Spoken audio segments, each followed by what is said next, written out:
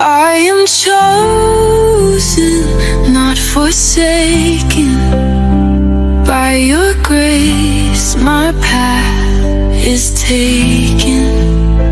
Called by name, redeemed by love. I am chosen by Elohim above. In your purpose, I will stand, held forever in your hand.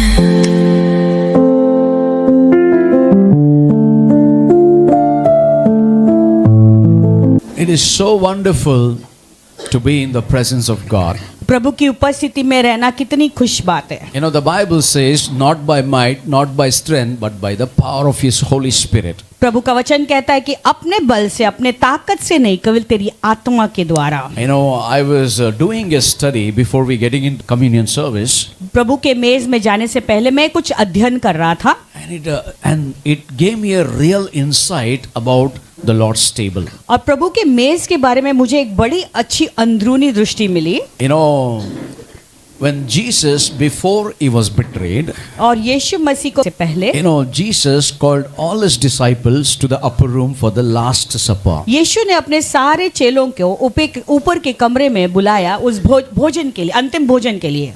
And you know, the Bible says और Bible कहता है they were all happy to see and sit with Jesus. तो यीशु के साथ में बैठने को मैं सबको बड़ा आनंद मिला। Do you know Jesus proposed on that particular last supper? और क्या आप जानते हैं कि वो अंतिम भोजन के दिन यीशु मसीह ने Proposed. प्रपोज किया। A man proposed a woman. उसने कुछ बातें व्यक्त की, जैसे एक लड़का विवाह के पहले एक लड़की को अपनी दिल की बात व्यक्त करता है। I proposed her. और मैंने उसको अपनी दिल की बात बता दी, मैंने उसको प्रपोज किया। हाँ. So Jesus proposed his disciples. तो यीशु मसीह ने अपने चेलों को भी वही प्रपोज किया। So during the last supper, अंतिम भोजन में it is called the Passover meal with his disciples. तो उसे कहते हैं फसह का भोजन अपने चेलों के In the साथ में। Passover meal, they use the wine and the bread. तो फिर ये फसह के भोजन में वो और ये दाखरस और रोटी का इस्तेमाल करते हैं। And the wine and the bread symbolizes that Jesus broken body and the blood which was shed for the remission of sins. तो वो जो दाखरस और ये जो दाखरस और रोटी है वो यीशु मसीह का खून और उसके देह को दर्शाता Or in है। other words, it's the broken body of Jesus and the blood was shed. तो दूसरे शब्दों में यीशु के टूटे हुए शरीर का वो प्रतीक है। So according to the Hebrew tradition, engagement tradition, और हिब्रानियों का मंगनी के जो परंपरा के अनुसार, you know, in the first century, पहले शताब्दी में when a man wanted to propose to a woman, जब भी कोई भी आदमी एक औरत को प्रस्ताव डालना चाहता है शादी the के very लिए, first thing he would gather all their family members and prepare a meal. तो पहला चीज वो करता है, वो क्या करता था कि अपने सब लोगों को इकट्ठा करता था और उनके लिए एक भोजन रखता था। And at that meal, he take the glass of wine, वो एक वाइन का या दाखरस का ग्लास उठाता, he send across the table Oh. to his beloved. तो अपने सारे प्यारों के वो ग्लास को घुमाता, भेजता।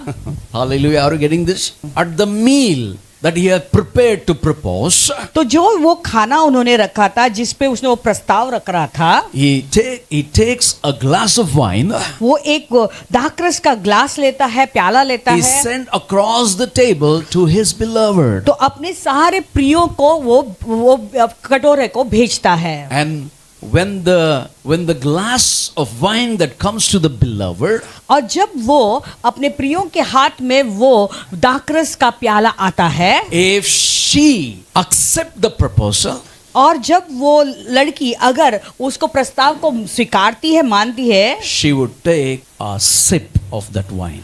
तो उस दाखरस में का वो एक घोंट लेती। Assuming, ये बात को अज्यूम करते हुए, सोचते हुए, she said, yes.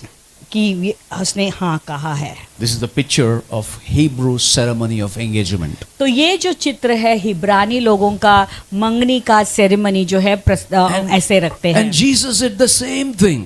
यीशु ने भी वही किया। He took the glass of wine. उसने वो दाखरस का ग्लास लिया, He passed it to all his beloved. अपने जितने भी प्रिय थे उन सब चेलों को उसने वो भेजा So- उनके पास। Every beloved of Jesus who took the sip of wine, तो यीशु के जितने भी प्यारे लोगों ने जो दाखरस का जब घूंट पिया, they said yes to his master. अपने स्वामी को उन्होंने हाँ कहा। They said yes to the coming वो आने वाले bridegroom. दूल्हा के लिए उन्होंने हाँ कहा। Hallelujah.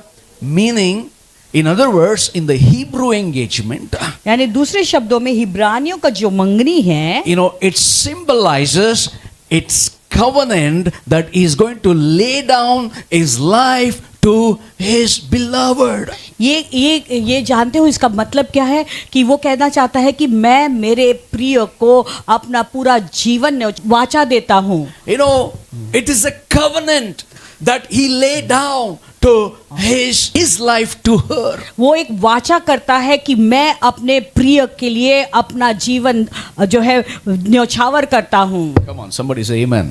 कोई तो चिल्लाए Are आमीन you कहे। getting this? क्या आपको ये बात समझ में आ रही है? Are you getting this? If you don't get this, this is nothing for you. तो फिर अगर आपको ये समझ में नहीं आएगा तो आपके लिए ये कुछ मायने नहीं रखेगा। That's what I'm putting it very simple. इसीलिए बहुत ही सिंपल रूप से आपको बता रहा हूँ। And then, after when she accepts, और जब वो प्रस्ताव को स्वीकारती है, then he gets up and he announces और फिर वो उठता है और उसको फिर अनाउंस करता that he is है going ahead of her to prepare a place for her. यानी वो अभी घोषणा करता है कि उससे आगे वो जा रहा है उसके लिए एक जगह तैयार करने And के लिए। immediately he leaves that apartment of that engagement and he goes to the father's Amen. house to prepare everything for his beloved. और देखो वो तुरंत ही वो मंगनी का जो जगह था स्थान को से निकल जाता है वहां से और तुरंत उसके लिए एक जगह तैयार करने के लिए अपने पिता के घर चला जाता है। Hallelujah. Then what Hallelujah. happens? Then he gathers all his friends और उसके बाद वो अपने सारे मित्रों को एकत्रित करता and he है picks up all the family. और सारे परिवार के लोगों को ले लेता है साथ And में। then he comes to pick her up.